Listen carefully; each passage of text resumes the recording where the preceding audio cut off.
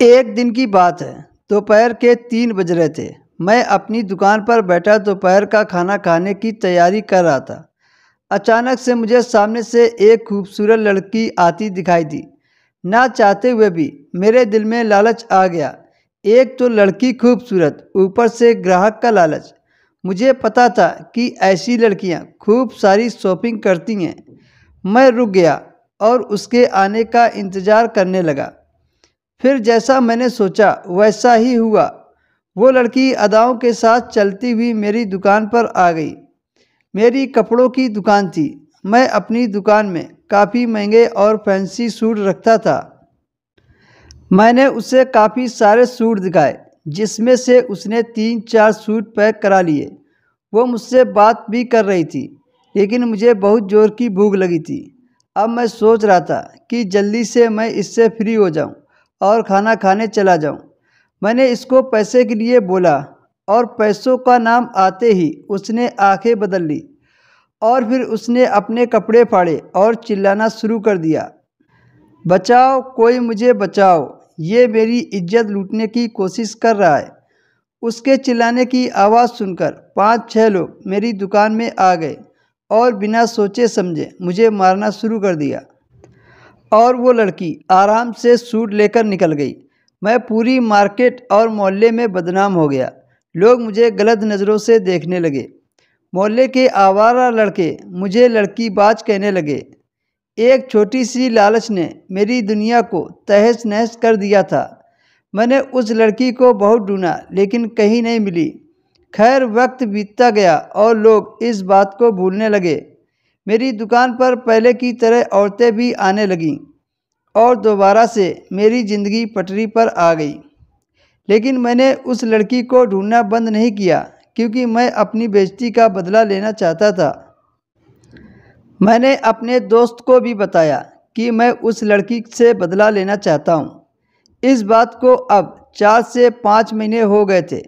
एक दिन मैं अपनी दुकान पर बैठा था कि एक बूढ़ा व्यक्ति मेरी दुकान में आया। वो दिखने में बहुत परेशान लग रहा था। मैंने उससे पूछा कि बाबा, बात क्या है, आपको क्या चाहिए? बेटा, घर के हालात बहुत ख़राब हैं, कुछ मदद कर दो। मैंने उसको 50 रुपये दे दिए और बाबा मुझे दुआएं देता चला गया। अब वो बाबा मेरे पास दूसरे तीसरे दिन आ जाता और थोड़ी देर इधर उधर की बातें करता और चला जाता। मैं भी हमेशा की तरह उसे मदद कर दिया करता था। एक दिन बाबा हमेशा की तरह बैठे बातें कर रहे थे। फिर उन्होंने मुझसे एक सवाल किया, बेटा, क्या तुम्हारी शादी हो गई है? मैंने मना कर दिया। फिर बाबा ने कहा, मुझे तुमसे बहुत ज़रूरी काम है, उसके लिए तुम्हें मेरे घर पर चलना होगा। मैंने मना कर दिया, लेकिन बाबा के बार बार कहने पर शाम को मैंने दुकान बंद की और बाबा के घर चला गया। उनका घर बहुत छोटा था और वो भी किराए का था। वो मुझे हाथ जोड़कर कहने लगे, मैं बहुत बूढ़ा हो चुका हूँ, न जाने कब इस दुनिया को छोड़कर चला जाऊँ। मेरी एक भतीजी है, उसका मेरे अलावा इस दुनिया में कोई नहीं है। मैंने उसके लिए कई रिश्ते देखे, लेकिन कोई भी रिश्ता अच्छा नहीं था। बहुत दिनों से मैं तुम्हारी दुकान पर आ रहा हूँ। मुझे तुम बहुत अच्छे इंसान लगते हो। मैं चाहता हूँ कि तुम इससे शादी कर लो। बाबा की ये बात सुनकर मुझे बहुत हैरानी हुई, मगर उससे भी ज़्यादा जोर का झटका जब लगा जब उन्होंने मुझे अपनी भतीजी की फ़ोटो दिखाई, क्योंकि ये वही लड़की थी जिसने मुझे भरे बाजार में लोगों से पिटवाया था और मेरी इज्जत पर एक धब्बा लगा दिया था। उसकी फ़ोटो देखते ही मेरे अंदर बदले की आग जल उठी। बाबा जी को मैंने इसके बारे में सब कुछ बता दिया। उन्होंने ये सुनकर शर्मिंदगी से अपना सिर झुका लिया और बोले, बेटा, मेरी भतीजी को माफ़ कर दो। ठीक है बाबा जी, मैं शादी करने के लिए तैयार हूँ। मैंने शादी की पूरी तैयारी कर ली और शादी का दिन आ गया। दोस्तों के साथ दूल्हा बनकर उसके घर पहुँच गया। बाबा ने मेरी शादी अपनी भतीजी दीपाली से कर दी और दुल्हन बनकर मेरे घर आ गई। दीपाली को दुल्हन बना देखकर एक पल के लिए उसकी सारी गलती भूल गया, क्योंकि वो बहुत खूबसूरत थी। मैंने उस रात उसके साथ कुछ नहीं किया, बल्कि उसे खूब डांटा और भला बुरा कहा। वो मेरी बातें सुनकर रोने लगी। उसके आंखों में आंसू देखकर मुझे सुकून मिला। उसके बाद भी मैंने दीपाली से 2-3 दिन तक कोई बात नहीं की और उसे रोज़ बेइज्जत करता रहा। फिर मुझे लगा कि दीपाली हार कर भी जीत गई है, क्योंकि उसने शादी जो मुझसे की थी, क्योंकि यहाँ उसे सारे सुख मिलते थे जो उसने कभी सोचे भी नहीं थे। अब मैं खाने में कमी निकालकर उसे खूब बोलता और पीटता भी था और उसे गंदी बातें बोलता कि बताओ तुमने अभी तक कितनों से शादी की है, कितने मर्द से तुम्हारा संबंध रहा है। मेरी ये बातें सुनकर रोने लगती और अपने किए पर पछताती और मुझसे माफ़ी मांगती। एक दिन उसने अपने आप को कमरे में बंद कर लिया। झांक कर देखा तो वो रो रही थी।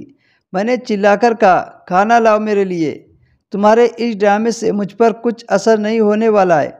यह मत सोचना कि मैं तुमसे प्यार करने लगूंगा। मेरी बात सुनकर वह मेरे पैरों में गिर गई और बोलने लगी, मुझे माफ़ कर दो, मैं दोबारा ऐसी गलती नहीं करूंगी। मैं सच में तुमसे प्यार करने लगी हूँ।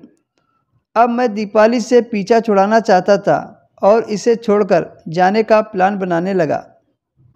मैंने दीपाली से कहा, मैं तुम्हें छोड़ दूंगा। दीपाली कुछ नहीं बोली। एक दिन मैंने अपनी दुकान बेच दी, क्योंकि मैं दीपाली को छोड़कर दूसरे शहर जाना चाहता था। आखिरी दिन मैंने सोचा, चलो दीपाली से कुछ प्यार भरी बातें की जाए ताकि उसे एहसास हो जाए। इतने में दीपाली मेरे पास आई और बोली, एक बार मेरी बात सुन लो, फिर चाहे तो आप मुझे छोड़ देना। वो बोली, मैंने उस दिन तुम्हारे साथ इसलिए ऐसा किया था क्योंकि मेरा सौतेला बाप वहाँ खड़ा होकर मेरे से ये सब करवा रहा था। अगर मैं नहीं करती तो वो मुझे मारता। वो चोरी मेरी आखिरी चोरी थी। उस दिन के बाद मैंने कभी चोरी नहीं की और मैं चाचा के पास आ गई। मैंने चाचा से सारी बात बताई और तुमसे शादी करने की बात की। मुझे लगा आप माफ़ कर दोगे। अगर नहीं किया तो मेरी ये सज़ा होगी, इसलिए मेरे चाचा ने तुमसे शादी करवाई। ये बातें सुनकर मेरा भी दिल रोने लगा कि दीपाली के ऊपर अत्याचार हुआ था। उसके बाद मैंने दीपाली को माफ़ कर दिया और हंसी खुशी अपनी ज़िंदगी जीने लगा। दोस्तों, कहानी पसंद आई हो तो वीडियो को लाइक कर दें, शेयर कर दें और हमारे चैनल को भी सब्सक्राइब कर लीजिए।